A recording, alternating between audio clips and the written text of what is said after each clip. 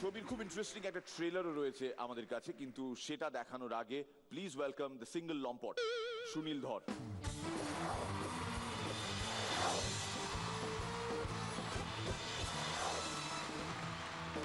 নমস্কার, নমস্কার, নমস্কার, নমস্কার অ্যান্ড নমস্কার।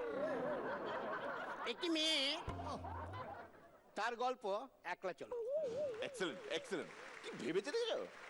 আরেকটি মেয়ে হাজবেন্ডকে বলছি, দেখো তুমি যে বিবাহ বার্ষিকীতে আংটিটা দিয়েছিলে না, সেটা কোথাও খুঁজে পাচ্ছি না।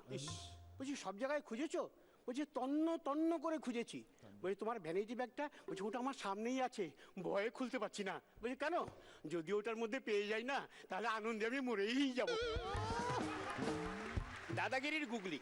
দাদাগিরির গুগলি বলতে পারলে 6 পয়েন্ট, না তো -6। ওয়াইফের চাইতে এক্সপেন্সিভ একটা জিনিস আছে, সেটা কি?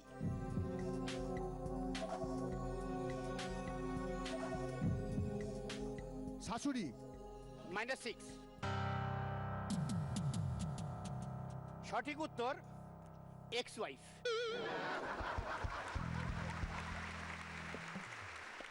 এক ভদ্রলোক বিকেল বেলায় বন্ধুর বাড়িতে গেছে। বন্ধুর স্ত্রী বাড়িতে নেই। বন্ধু বললো একটু বসো, 2 কাপ চা বানিয়ে নেই, একসঙ্গে চা খেতে খেতে গল্প করা যাবে। তো চা বানাচ্ছে, 2-একটা টুকরো টাকরা কথা হচ্ছে। এমন সময় বন্ধুটি বলল, দেখো আমি একটা জিনিস লক্ষ্য করছি, যদি আমি বলি তাহলে তুমি ভীষণ রেগে যাবে, আর যদি না বলি তাহলে তোমার ভীষণ ক্ষতি হবে। বলছি কি জিনিস? বলছি বললাম, বললেই তুমি রেগে যাবে, আর না বললে তোমার ক্ষতি হবে। বলছি কি বলো না? বলছি বারবার বলছি একই কথা, বললে তুমি ভীষণ রেগে যাবে, আর না বললে তোমার ক্ষতি হয়ে যাবে। বলছি এতক্ষণ ধরে এত কথা বলছি, বলতে পারছো না? বলছে তুমি যখন চা বানাতে বানাতে এদিকে ঘুরেছিলে, ওই স্টোভ থেকে আগুন তোমার চাদরে লেগেছে। আমার চাদরে আগুন লেগেছে, এতক্ষণ তুমি বলোনি, এতে কি করছো? বলছে আমি বলেছিলাম, বললেই তুমি রেগে যাবে। বাচ্চারা যখন বলে না কোথা থেকে আসছে আর কোথায় যাবে, আপনি ধরে নিতে পারেন ও আর বাচ্চা নেই, বড় হয়ে গেছে। একজন পরিচালক একটি ছেলেকে বলল, তুমি আমার ছবিতে অভিনয় করবে? বলছে কি, আপনি আমাকে জানেন না, আমি আপনাকে জানি না, আমি অভিনয় জানি কিনা তাও জানেন না, হঠাৎ আপনি এরকম একটা অফার দিচ্ছেন? বলছে না আমি না নতুন মুখ খুঁজছি। বলছে এখানেও একটা বড় ভুল, গত 22 বছর ধরে এই মুখ নিয়ে আমি সব জায়গায় ঘুরে বেড়াচ্ছি, আর আপনি নতুন মুখ খুঁজছেন।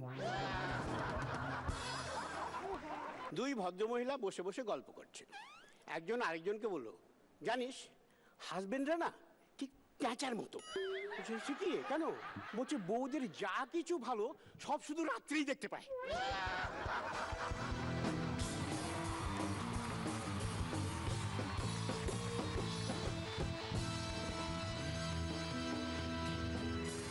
ধরদা, ওই আগেরবার বলেছিলাম যে যদি আপনি মার্জিনালি থাকেন, সেটার জন্য আপনাকে বেশ জোর কদমে একটা চেষ্টা করতে হবে।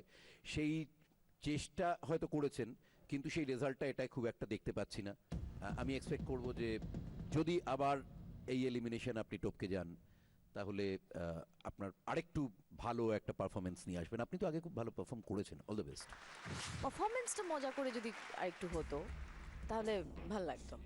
হয়েছে ভালো, কিন্তু একটু যেন কোথাও তাপ্পেই চললো আর কি।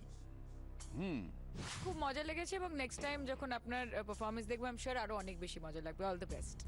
ধরদা, আমার আপনার অ্যাপিয়ারেন্স খুব ভালো লাগলো, বাট যেহেতু আমরা বিচারক নই, আমরা অতিথি আজকে, সেজন্য অন্য কিছু বলবো না। এইটুকুই বলবো যে এতদূর যখন আপনি এসেছেন, আপনি নিশ্চয়ই you are a brilliant comedian. তো আশা করব যে এরপরেও আমরা দেখবো নিশ্চয়ই আপনাকে। And keep it up, all the best, don't lose hope and heart.